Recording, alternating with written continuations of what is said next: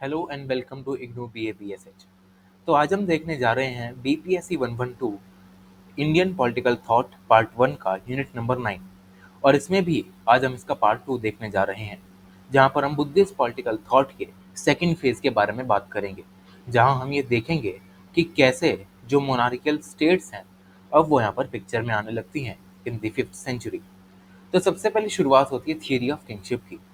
तो Buddhist political thought में ये देखा जाता है कि अगर हमें एक ऑर्डरली ह्यूमन सोसाइटी का निर्माण करना है तो एक स्टेट का एग्जिस्टेंस बहुत ज़्यादा ज़रूरी है, जिसकी वजह से जो राइट्स टू प्राइवेट प्रॉपर्टी हैं और जो फैमिली के राइट्स हैं वो यहाँ पर स्टेट जो है वो अपने कुछ लॉज से रेगुलेट कर सकती है। और जहाँ स्टेट को ये लगता है कि ये इन लॉज का पालन नहीं हो रहा है तो वो state as a punitive authority उसको पनिशमेंट भी दे सकती है। तो ये होती है थियरी ऑफ किंगशिप की शुरुआत, जहाँ पर जो बुद्ध हैं वो 4 तरीके की सोशल क्लास उस समय की सोसाइटी में कैसी हुआ करती थी अकॉर्डिंग टू बुद्धिज्म, वो हमें बताते हैं। जहाँ पर सबसे पहले लैंडेड रूलिंग क्लास आती थी, सेकंड प्रीस्टली क्लास आती थी, थर्ड पे आते थे ट्रेडिंग क्लास और फोर्थ पे आते थे हंटर्स। अब बात करते हैं ट्रेसिस ऑफ रिपब्लिकन स्टेट्स की।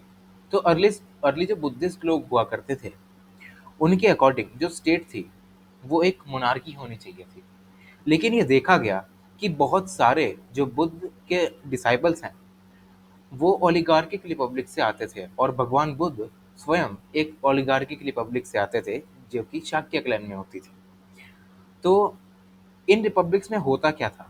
इन रिपब्लिक्स में रेगुलर असेंबलीज हुआ करती थी with in the tribal groups, जहाँ से बुद्ध भी बिलोंग करते थे। जहाँ पर जो गवर्नमेंट होती थी वो डिस्कशन के द्वारा रन की जाती थी, जहाँ पर सभी लॉज को, अगर किसी लॉ को हमने इम्प्लीमेंट करना है तो उस पर डिबेट एंड डिस्कशन करके ही उस लॉ को इम्प्लीमेंट किया जाता था। और ये उस समय की गवर्नमेंट का सबसे बड़ा मेन फीचर माना जाता है। लेकिन ये चीज़ें middle of the 5th century तक कोलैप्स कर गई, जब सिद्धार्थ की जो है वो डेथ हो गई। उसके बाद मोनार्की और जो ये रिपब्लिक्स थे, इन दोनों के बीच में एक इंटरमीडिएट फेज आती है। इस इंटरमीडिएट फेज में संघ की शुरुआत होती है। अब संघ में क्या होता है कि पॉपुलर ट्राइबल असेंबली भी होती है और मोनार्की जैसे एक इंडिविजुअलिज्म भी होता है। अब संघ में होता क्या है कि संघ का एक लीडर होगा जो कि संघ को चलाएगा। तो ये हो गया संघ का एक मोनार्कियल स्टेट जैसा एक इंडिविजुअल लीडर जो कि मोनार्की में होता है। उसके बाद इस संघ में जो भी चीज़ें डिस्कस होंगी वो रिपब्लिक की तरह होंगी, जैसे रिपब्लिक्स में होता है। तो इसीलिए संघ को मोनार्की और रिपब्लिक्स के बीच का एक इंटरमीडिएट फेज माना जाता है। और उसके बाद हम ये देखते हैं कि टुवर्ड्स द 6th सेंचुरी जैसे जैसे अब चीज़ें जो हैं वो अर्बनाइज होने लगती हैं, वैसे वैसे स्मॉल स्केल लेवल के जो अर्बन पॉलिटीज़ हैं वो भी इंडिया में डेवलप होनी शुरू हो जाती हैं, जिसकी वजह से हम 6th सेंचुरी को फेज ऑफ सेकंड अर्बनाइजेशन भी कहते हैं, जहाँ पर मोनार्कीज महाजनपदों के रूप में यहाँ पर धीरे धीरे अब फैलने लगती हैं पूरे इंडिया में। अब हम बात करते हैं notion and symbols of sovereignty की। तो बुद्धिस्ट पॉलिटिकल थॉट में एक स्टेट को as a sovereign entity project किया जाता है, जहाँ पर इसकी सॉवरेनिटी को एक वैरायटी ऑफ टर्म्स से एक्सप्रेस किया जाता है, जिसमें सबसे पहले आता है अना, फिर अधिपक, फिर आता है इसारिया, फिर आता है सिरी। जो अना का मतलब होता है यानी अना, उसमें होता है कि ऑर्डर एंड कमांड जो कि एक राजा द्वारा दिया जाता है, जिसके पास ये एबिलिटी होती है ताकि वो सबको ऑर्डर्स दे सके। फिर आता है आधिपक यानी आधिपत्य, जिसका सिग्निफिकेंस होता है ओवरलॉर्डशिप, जहाँ पर राजा अपनी सुपीरियोरिटी को दूसरों के ऊपर इम्पोज करने की कोशिश करता है ताकि सबको पता रहे कि सबसे सुपीरियर यहाँ पर राजा ही है, जो कि मोनार्की का सबसे बड़ा फीचर भी माना जाता है। फिर आता है इसारिया यानी ईश्वर्य, जिसको हम वास के नाम से भी जानते हैं, जिसका मतलब होता है the quality of exercising overwhelming influence और कंट्रोल, ताकि हम अपनी जो सॉवरेनिटी है वो अपने लोगों पर, अपने सब्जेक्ट्स पर इम्पोज कर सकें। फिर आता है लास्ट में श्री यानी श्री। श्री का मतलब होता है ब्यूटी, ग्लोरी, मेजेस्टी, प्रॉस्पेरिटी, जो कि बेस्ड रहती है मटेरियल पोजेशंस पे। यहाँ एक ध्यान देने वाली बात यह है कि बुद्धिज्म में हमने फर्स्ट फेज में देखा था कि नॉन पोजेशन वाली चीज़ें सामने आती हैं, यानी अगर आपको किसी संघ में आना है तो आपको अपनी जो पर्सनल बिलोंगिंग्स हैं वो नहीं लेके आनी, कोई भी मटेरियल पोजेशन आपका नहीं होना चाहिए, सब कॉमन गुड के लिए होना चाहिए। लेकिन अगर हम बुद्धिस्ट पॉलिटिकल थॉट में स्टेट लेवल पे बात करते हैं तो यहाँ पर मटेरियल पोजेशन की बात की जाती है, क्योंकि अगर हमारी स्टेट के पास मटेरियल पोजेशन नहीं होगा, यानी हमारे पास पैसे वाली या दौलत वाली चीज़ें नहीं होंगी, तो कैसे कोई स्टेट यहाँ पर सर्वाइव कर सकता है। तो इसी को यहाँ पर इम्प्लीमेंट करता हुआ हम यहाँ पर देख सकते हैं कि कैसे बुद्धिस्ट पॉलिटिकल थॉट में स्टेट लेवल पे मटेरियल पोजेशंस को बताया जाता है कि ये एक स्टेट के पास होने चाहिए और ये एक स्टेट की सॉवरेनिटी को भी रिप्रेजेंट करता है। अब हम बात करते हैं 7 सिंबल्स ऑफ सॉवरेनिटी पे। तो ये जो पूरा टॉपिक है ये इतना ज़्यादा इंपॉर्टेंट है नहीं और ना ही इससे कोई क्वेश्चन पूछा गया है। इसमें 3-4 लाइन का ही एक इम्पॉर्टेंट पोर्शन है, वो ये है कि जो चक्रवर्तन है, जिससे चक्रवर्ती शब्द निकला है, वो सबसे इम्पोर्टेंट सिंबल ऑफ सॉवरेनिटी माना जाता है। और राइस डेविड्स नाम के जो स्कॉलर हैं वो ये इंडिकेट करते हैं कि जो व्हील है, जो हम सभी ने बुद्धिस्ट कोई भी पेंटिंग देखी होगी तो उसके बीच में बुद्ध के पीछे ऐसा एक व्हील होता है, ठीक। तो उसमें ये रिप्रेजेंट किया जाता है कि जो ये व्हील है ये एक सोलर डिस्क है, जैसे कि सन की होती है। सन जैसे अर्थ को इल्यूमिनाइज करता है, सन को रोशनी प्रदान करता है, सन की वजह से जो पृथ्वी पर चीज़ें हैं वो फैसिलिएट हो पाती हैं, नर्चर हो पाती हैं। वैसे ही जो ये हमारा चक्रवर्तन है वो भी एक हेवनली ट्रेजर की तरह काम करता है, जिसकी वजह से जो हमारी स्टेट है उसमें रोशनी आती है। मतलब अगर किसी स्टेट के पास अच्छा खासा पैसा है तो वो स्टेट के लिए काम कर सकता है, जो कि ऐसा दर्शाया गया कि कैसे जो पैसा वो लोगों की ज़िंदगियों में आकर उनकी जो लाइफ है उनमें इन्फ्लुएंस करता है और अच्छा खासा इन्फ्लुएंस डालता है। वहीं इस पैसे की वजह से जो लोग हैं वो भी अपना डेवलपमेंट कर पाते हैं, वो अपने आप को नर्चर कर पाते हैं। तो यही चीज़ यहाँ पर चक्रवर्तन इस व्हील में सिंबलाइज की जाती है। आगे आता है 10 रॉयल वर्च्यूज पे, यानी 10 राजधर्म पे। तो बुद्धिस्ट पॉलिटिकल थॉट के अकॉर्डिंग अगर एक कंपैशनेट रूलर, अगर उसको चक्रवर्ती बनना है, यूनिवर्सल मोनार्क बनना है, तो उसे इन 10 वर्च्यूज का होना बहुत ज़्यादा ज़रूरी है, जिसमें सबसे पहला आता है दान। दान का मतलब होता है चैरिटी या फिर वेलफेयर।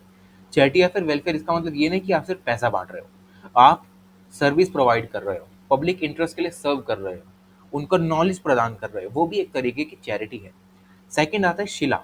शिला यानी रेफ्रेनमेंट फ्रॉम एक्सप्लॉयटेशन, यानी आप किसी के से कभी भी चीट नहीं करोगे, आप किसी में किसी भी चीज़ की कोई मिलावट नहीं करोगे, कोई भी यहाँ पर इंटॉक्सिकेट जो ड्रिंक्स होती हैं वो आपकी स्टेट में नहीं चलेंगी, जो भी मॉरल कैरेक्टर है उसको कंट्रोल में रखा जाएगा, अच्छा इंसान बनने के लिए प्रेरित किया जाएगा। तो ये सारी चीज़ें शिला में आती हैं। फिर आता है थर्ड हमारे पास पारिकाग, जिसका मतलब होता है sacrifice in the interest of the people, मतलब प्रजा के लिए मर मिटने वाली भावना जो है वो यहाँ से आती है। फोर्थ आता है अजावा, यानी स्ट्रेट फॉरवर्ड इन डीलिंग्स। इसका मतलब ये है कि आपको ऑनेस्टी, इंटीग्रिटी के साथ साथ जो अपनी ड्यूटीज़ हैं उसको परफॉर्म करना चाहिए और किसी भी तरीके के डर को अपने ऊपर हावी किए बिना आप फ्रीली अपनी अथॉरिटीज़ या जो भी ड्यूटीज़ हैं उसको आप यहाँ पर इम्प्लीमेंट कर सकते हैं। फिफ्थ आता है माधवा। माधवा का मतलब होता है जेंटलनेस यानी काइंडनेस, जिसका मतलब है कि एक राजा को हमेशा जेंटल रहना चाहिए, अपनी प्रजा के लिए काइंड रहना चाहिए और एरोगेंस से बचना चाहिए, उसे गुस्सा नहीं आना चाहिए। सिक्स्थ आता है तप। तप यानी कि अगर प्रजा जो है वो किसी दुख में है, वो झेल रही है किसी चीज़ों को, तो राजा का काम ये नहीं कि अपने राजमहल में अपना आराम से यहाँ पर जो है वो तमाशा देख रहा है, ऐसा नहीं, बल्कि राजा को अपने लोगों की भलाई के लिए उस दर्द का सामना करना चाहिए। जैसा वो दर्द झेल रहे हैं वैसा राजा को भी झेलना चाहिए, तभी एक राजा जो है अकॉर्डिंग टू बुद्धिज्म वो एक चक्रवर्ती बन सकता है। सेवंथ आता है अक्कोद। अक्कोद का मतलब होता है फ्री फ्रॉम एंगर, यानी एरोगेंस से बचना। किसी भी राजा को यहाँ पर गुस्सैल नहीं होना चाहिए, ठीक है, क्योंकि गुस्सा जहाँ पर भी आ जाता है तो वहाँ पर ज़्यादातर फैसले जो हैं वो हमेशा गलत लिए जाते हैं। तो कोद में यह कहा जाता है कि हमेशा एक राजा को काम रहना चाहिए, ठंडे दिमाग से काम लेना चाहिए। एट्थ आता है अहिंसा, यानी हम सबको पता है कि वॉयलेंस का रास्ता ना चुन के हमें पीस और कंपैशन का रास्ता चुनना चाहिए ताकि किसी भी लड़ाई से बचा जा सके। नाइन्थ आता है खांति। खांति का मतलब होता है टॉलरेंस, यानी किसी भी पब्लिक इंटरेस्ट को सर्व करने के लिए हमारे पास पेशेंस होना चाहिए, हम टॉलरेट कर सकें पब्लिक इंटरेस्ट में, भले ही हमारा जितना भी पैसा लग रहा हो, लेकिन प्रजा अगर उससे खुश है तो हम उसे टॉलरेट कर सकें, ऐसा एक राजा को सोचना चाहिए। फिर टेंथ आता है अविरोधना। अविरोधना का मतलब होता है कि वेरी अप्रोचेबल। राजा का मतलब ये नहीं होना चाहिए कि बस अपनी सभा में बैठा है, डिबेट डिस्कशन कर रहा है, बाहर निकल ही नहीं रहा। ऐसा होना ही नहीं चाहिए कि कोई भी उसे अप्रोच नहीं कर पा रहा, बल्कि अकॉर्डिंग टू बुद्धिज्म राजा को अप्रोचेबल होना चाहिए कि निचले से निचले स्तर का इंसान भी राजा की सभा में आके उससे बात कर सके, उसे बता सके कि कौन कौन से मेजर्स हमें पब्लिक वेलफेयर के लिए लेनी चाहिए, और उसकी राजा जो बात है वो सुने। तभी एक राजा जो है इन सभी 10 वर्च्यूज के साथ एक चक्रवर्ती राजा जो है वो बन सकता है। अब हम बात करते हैं एलिमेंट्स ऑफ रिगेलिया की। तो रिगेलिया का मतलब होता है राजशाही, कि कैसे एक राजा जो है उसको बनना चाहिए। तो सबसे पहले उसे वेल बॉर्न होना चाहिए, मतलब उच्च कुल में पैदा होना चाहिए।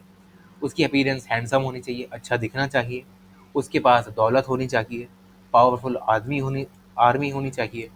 फिर जो चैरिटी है, चैरिटी उसे करनी चाहिए। लर्न और वाइज मैन के साथ उसे रहना चाहिए ताकि अच्छी कंपनी उसे मिल सके। और हमेशा धर्म को प्रेजेंट करने के लिए वो खड़ा होना चाहिए, मतलब धर्म के लिए हम कह सकते हैं कि अवेलेबल होना चाहिए। क्योंकि ये माना जाता है कि अगर एक धर्म, जो एक राजा जो है वो अगर धर्म को फॉलो करता है तो उसका अपना कैरिज्मा होता है। कैरिज्मा का मतलब होता है अपना ऑरा होता है, जिससे वो दूसरों को आकर्षित करता है अपनी तरफ, ताकि जिससे जो उसके नीचे रहने वाले जो सब्जेक्ट्स हैं, जो उसकी प्रजा है, वो उसकी तरफ आकर्षित होकर जो वो कहे धर्म के अनुसार वो प्रजा उसको माने और धर्म के हिसाब से चले। तो ये चीज़ें यहाँ पर एलिमेंट्स ऑफ रेगेलिया में हमें बताई गई हैं। आगे आता है Buddhist idea on the constituents of the state.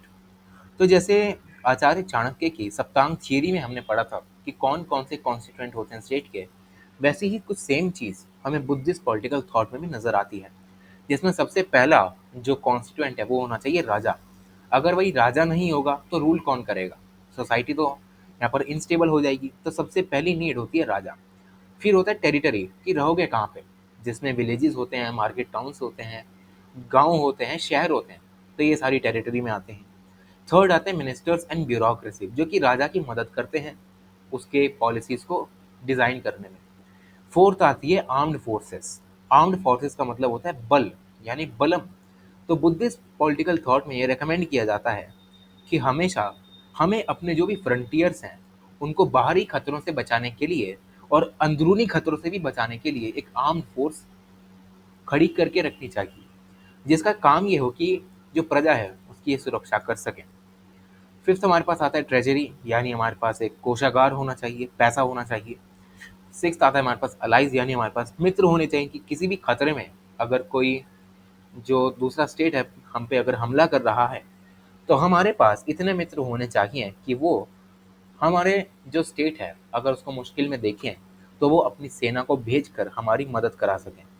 और यहाँ पर सेवन्थ हमारे पास आता है द पीपल, यानी जो लोग हैं, जहाँ पर अलग अलग तरीके के लोग रहते हैं, जैसे कि ब्राह्मण हैं, हाउस होल्डर हैं, कुछ श्रमण हैं यानी जो सन्यासी हैं, कुछ खटिया हैं। तो ये सारी चीज़ें हैं इस पूरे कॉन्स्टिट्यूएंट ऑफ द स्टेट में आती हैं। अब बात करते हैं हम ऑब्जेक्टिव ऑफ द स्टेट की। तो बुद्धिस्ट पॉलिटिकल थॉट में एक जो आइडियल किंगडम है उसको एज अ टेरिटरी बताया जाता है जो कि थॉर्न्स यानी कांटों से मुक्त होती है।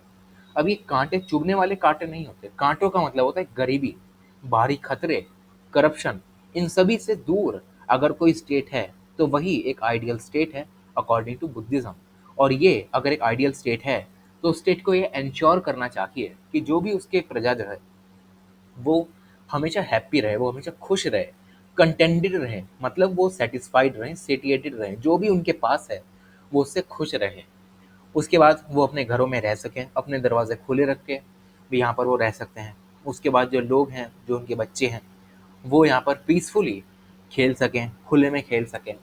तो यही सारी डिपिक्शंस हमें बताती हैं कि कैसे एक आइडियल स्टेट में एक परफेक्ट लॉ एंड ऑर्डर बना रहता है, जहाँ पर जो पागल लोग हैं उनको पनिश किया जाता है, और जो पनिशमेंट है वो इसीलिए दी जाती है कि आने वाले जो पोटेंशियल ऑफेंडर्स हैं उनको ये मैसेज चला जाए कि अगर तुमने कोई घिनौनी हरकत की तो तुम्हारे साथ कैसा सलूक किया जाएगा। फिर हमारे पास लास्ट टॉपिक आता है सेकंड फेज का, जो कि है possibility of abuse of power by the state. तो बुद्धिस्ट पॉलिटिकल थॉट में ये देखा जाता है कि अगर एक राजा चक्रवर्ती राजा बनने की कोशिश करता है, वो राइटियस बनने की कोशिश करता है, तो बुद्धिस्ट इसके साथ साथ ये भी रियलाइज करते हैं कि एक राजा अगर चक्रवर्ती बन भी गया तो इसकी भी कोई गारंटी वारंटी नहीं कि वो टायरनी यहाँ पर खड़ी करके रख दे, अपनी स्टेट के जो पावर है उसका मिसयूज करे। तो ये भी सेम चीज़ जो है वो बुद्धिस्ट के दिमाग में आती है और इसकी पॉसिबिलिटी का यहाँ पर हमें बताया गया कि कैसे ये हो सकता है। तो बुद्धिस्ट लिटरेचर में ये कहा गया है कि जो किंग्स इंटॉलरेंट होते हैं, जो ग्रीडी होते हैं, लालची होते हैं, उनको चोरों की तरह यहाँ पर चोरों की उपाधि दी गई है कि ये राजा राजा नहीं है बल्कि ये चोर हैं। जैसे चोर जो होते हैं वो सामने वाले का नुकसान करके खुद सुखी रहने की कोशिश कर रखता है, वैसे ही अगर एक राजा अपनी स्टेट की पावर का गलत यूज कर रहा है, उसके पास जो पैसा है, उसकी जो वेल्थ है, वो उसका अपने ऊपर सिर्फ उसको खर्च कर रहा है, दूसरों की भलाई में नहीं लगा रहा है, तो वो राजा नहीं है बल्कि एक चोर है जो अपने ही राज्य में चोरी कर रहा है। तो ये यहाँ पर बुद्धिस्ट पॉलिटिकल थॉट में बताया गया। फिर लास्ट में हमें अफगान सूत्र का एक एग्जाम्पल दिया गया है। यहाँ पर ये कहते हैं कि अगर हमें एक सोसाइटी चाहिए जिसमें लॉ एंड ऑर्डर को मेंटेन किया जाए और इसको लेजिटिमाइज किया जाए, तो ये राजा की सबसे बड़ी रिस्पॉन्सिबिलिटी होती है, जिससे कि जो राजा है वो अपनी जो रहने वाली प्रजा है उसको प्रोटेक्ट करे, अपनी टेरिटरी को संरक्षित करके रखे। और बुद्धिस्ट टेक्स्ट में ये कहा गया है कि रूलर और रॉबर जो है उनको कभी भी जो है वो एक साथ नहीं आना चाहिए, इनको अपोजिट रखा गया है।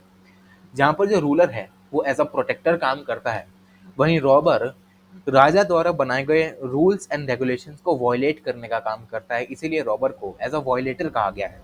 जहाँ पर फैमिली और उसकी प्रॉपर्टी को वॉयलेट करने का काम ऐसे रॉबर्स करते हैं।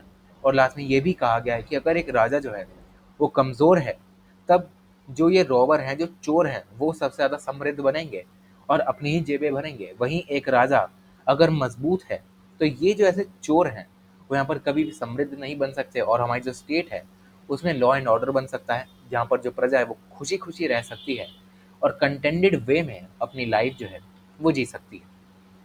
तो ये सारी चीज़ें हैं और यहीं तक हमारा सेकंड पार्ट भी खत्म होता है। Thank you so much.